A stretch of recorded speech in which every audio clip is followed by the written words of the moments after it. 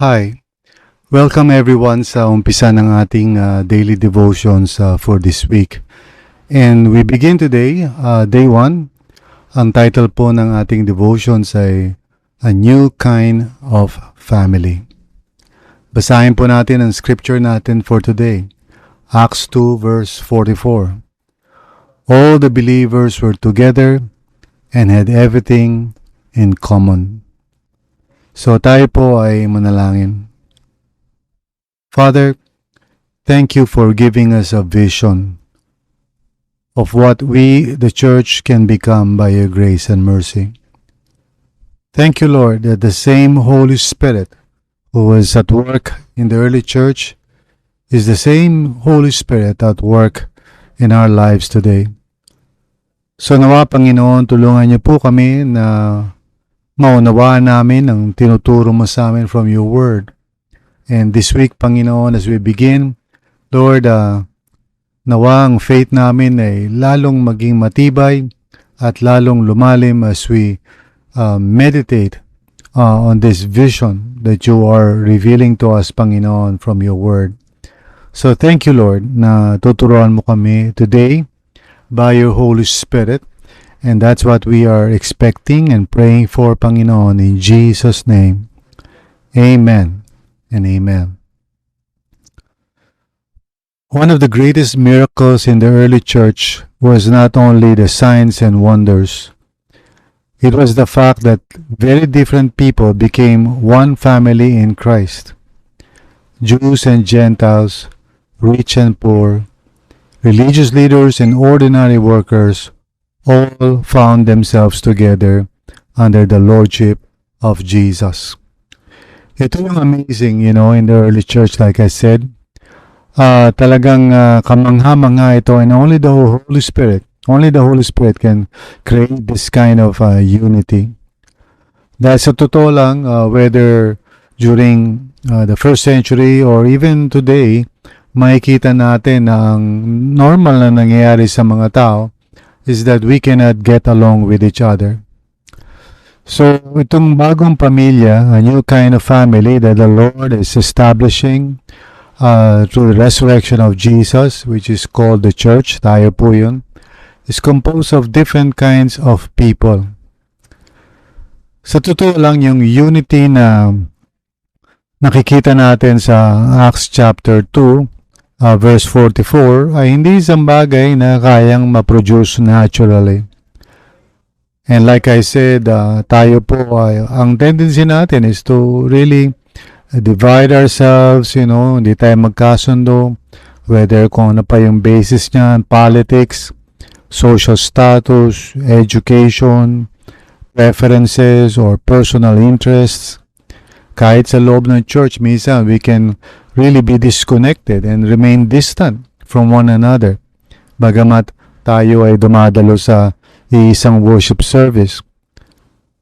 The Holy Spirit creates itong klase ng community with diversity. Kahit magkakaiba, pinagkakaisa ng Panginoon, through the resurrection of Jesus. So ang mga mananampalataya can be together as one. Pwede magkaroon ng unity, with diversity. Hindi tayo nananatiling parang estranghero sa isa't isa, trying to outdo one another or compete one another, gaya na nakikita natin sa mundo. The Holy Spirit can really produce brothers and sisters in Christ who know how to love each other, forgive each other, get along with each other, and even serve together. So itong unity na ito ay hindi nangangahulugan na wala ng differences. In fact, yun yung kakaiba talaga sa unity na kayang gawin ng Holy Spirit sa buhay natin. He does not erase our uniqueness. Instead, He teaches us to live in harmony despite our differences. So ang body of Christ is a living testimony that indeed Jesus is alive and His Holy Spirit is at work in people like us who normally would not get along with each other, pero by the grace of God, maaari natin maisantabi yung ano man yung mga differences natin in order for us to be united under, under Christ, with one spirit, one hope, one purpose. Kaya kung tayo ay nahihirapan, to unite with others in the church, let us pray and ask God to help us. Maring may mga issue tayo of pride or prejudice or selfishness. Hingin natin sa Panginoon ng grace to be able to accept others kahit magkakaiba tayo. Huwag natin i-judge ang isa't isa. Bagkus, ito yung nais ng Panginoon and He's the one who's doing this. Siya yung nagbibigay sa atin ng panibagong pananaw so that we are able to accept one another. At hindi nagiging hadlang or hindrance yung mga differences natin. We can affirm each other and we can love each other in the Lord. This is the work of the Holy Spirit. Kapag tayo ay lumalakad sa Panginoon, He changes our hearts and we begin to accept each other in the Lord. We begin to, have tunay na malasakit sa isa't isa. True unity with diversity. Ibig sabihin kahit magkakaiba, hindi na nullify yung uniqueness ng bawat isa. But together, tayo ay nagiging one family and one body of Christ. So, ngayong linggo na ito, as we embark on this journey together, of understanding what it means to live generously, ang dalangin ko po ay tunay na ma-appreciate natin yung ginagawa ng Panginoon in every congregation, every church, kung saan tinuturuan niya tayo, to be united, to affirm each other's uniqueness and yet to be of one heart and one mind. Ako really believe na hindi kaya ito ng human ability or effort. This is the Holy Spirit working in people's hearts to make us one body in Christ. So I thank the Lord na nakikita ko rin to sa RLCC and we are learning, of course, we are learning to be one. Kaya nga isang way na sinasabi ko nga is magkaroon tayo ng alignment, magkaroon tayo ng pagkakaisa. Meron tayong meron tayong app, yung Church Center app. I hope and pray na we would regularly visit, yung app natin para we can be updated. Ano ba nangyayari? Kamusta na ba? Where are we going as a church? Ano ba yung mga latest things na dapat natin maunawaan? Yung source of natin, parang communication natin is in the app, yung Church Center app. And if you have not yet downloaded that, madali lang naman. Just type in any browser app or app.rlcc.ph. I hope na we can pursue this goal.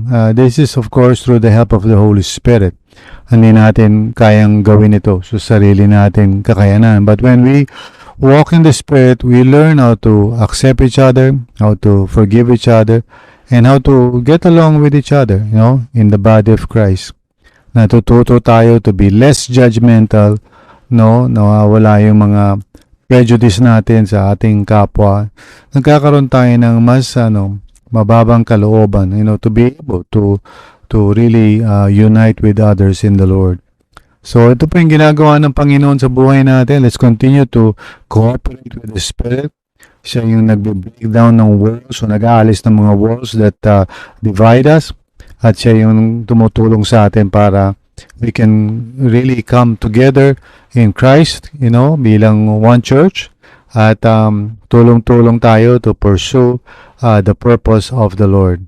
So I really believe this na kung tayo ay magwo-walk in the Spirit, posible na mawala yung mga barriers, yung ating prejudice na pananaw o yung anumang mga divisiveness sa puso natin. The Spirit of God produces unity.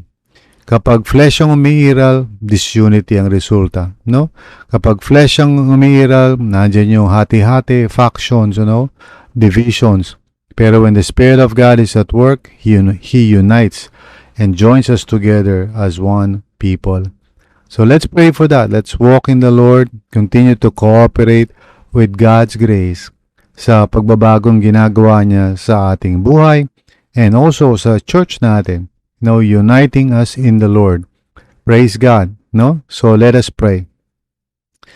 Lord Jesus, tulungan niyo po kami, Panginoon, na makita namin yung vision na ito of becoming one body in the Lord. At kung meron kami, Panginoon, na mga attitudes na parang ito yung naghahati-hati sa amin, Lord, tulungan niyo po kami, we pray.